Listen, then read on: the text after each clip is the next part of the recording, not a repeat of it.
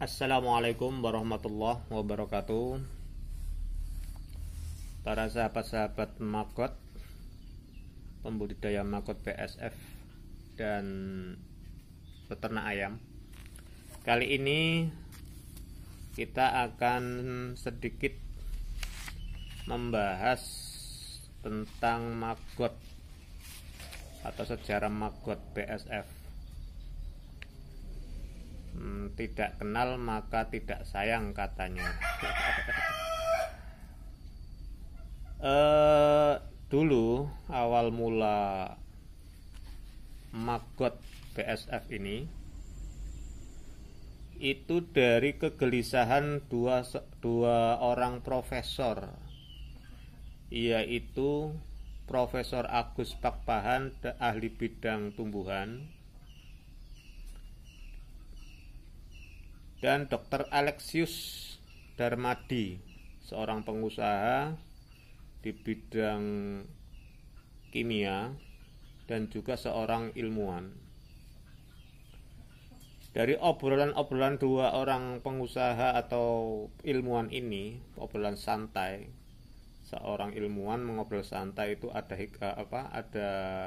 mungkin ada hikmahnya lah ya. Kalau kita ngobrol santai sambil rokok sambil ngopi, ndopok, kadang ora krasa ngrasani tangkong kok. Beda karo seorang ilmuwan. Nah, dari kegelisahan dua orang ilmuwan ini tentang sampah organik yang semakin menumpuk, sedangkan TPA terbatas untuk pembuangannya. Di Indonesia ini belum ada teknologi yang bisa mengolah sampah yang canggih. Sedangkan di negara-negara maju, sampah organik sudah diolah dengan teknologi yang canggih. Sementara di Indonesia belum ada. Beda dengan sampah non-organik, masih ada nilai ekonomisnya didaur ulang. Kalau sampah organik lain lagi. Nah, dari obrolan-obrolan akhirnya mengadakan suatu penelitian. Ketemulah biokonversi dengan cara maggot BSF, Black Soldier Fly. Nah, dari situ terbentuklah lembaga Maggot Indonesia Lestari yang dipelopori oleh Profesor Agus Pakpahan dan Profesor Agus Pakpahan dan Dr. Alexius Darmadi. Nah, dari situ, dari sampah organik akan menjadi larva BSF. Nah, terus menjadi pakan ikan, ternak, protein yang mengandung protein, nutrisi, lemak, dan lain sebagainya. Nah, dari situ, dari budidaya maggot BSF itu akan menghasilkan larva BSF.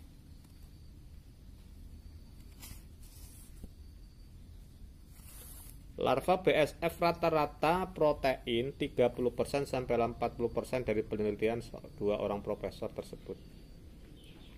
Rata-rata ya, rata-rata berarti bisa sampai 60%. Yang mengandung larva BSF itu mengandung enzim yang berfungsi sebagai antibiotik alami. Nah, jadi protein, lemak, nutrisi, dan lain sebagainya. Juga enzim yang berfungsi sebagai antibiotik alami. Jadi insya Allah para peternak, kalau ayamnya dikasih maggot BSF, nanti antibiotik atau antibodinya, entah daya tahan tubuhnya akan tambah.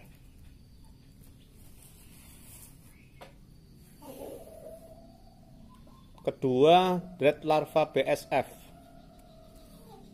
atau larva atau maggot fresh kalau bahasa petani budidaya, yang dikeringkan dengan suhu tertentu agar kandungan-kandungan protein, lemak, dan lain sebagainya itu tidak rusak. Jadi mengeringkan juga ada suhu tertentu, tidak asal mengeringkan. Nah ini gunanya biasanya kalau dikeringkan itu untuk pakan ikan koi, ikan hias, arwana, atau reptil, kucing, dan juga hewan kesayangan lainnya.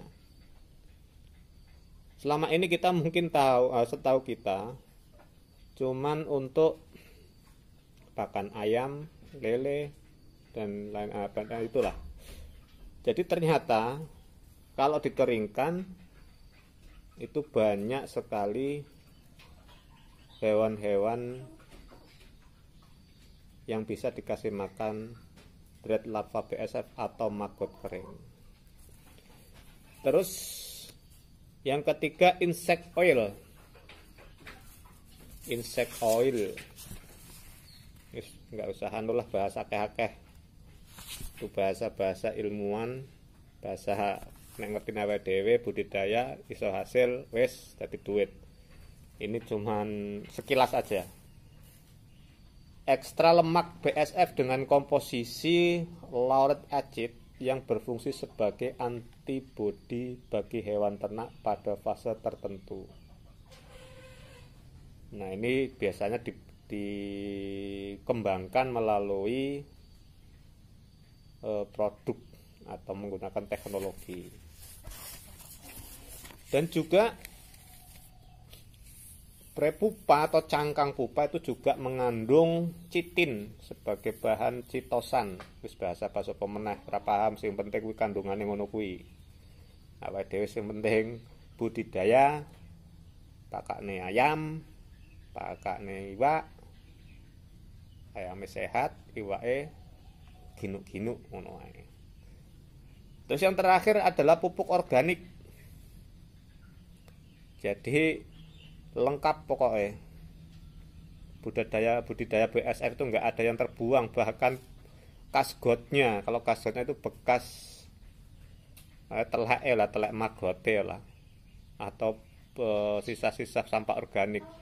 Itu mengalami proses diokomposter yang alami.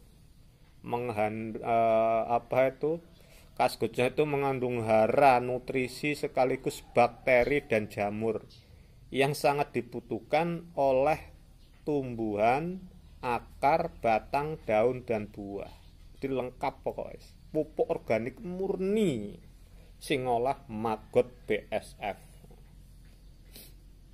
Nah, mengambil dari artikel-artikel yang sudah ada atau sejarah-sejarah yang sudah menulis artikel tersebut, ya kalau kurang puas silakan Anda di googling, banyak artikel-artikel mengenai maggot BSF.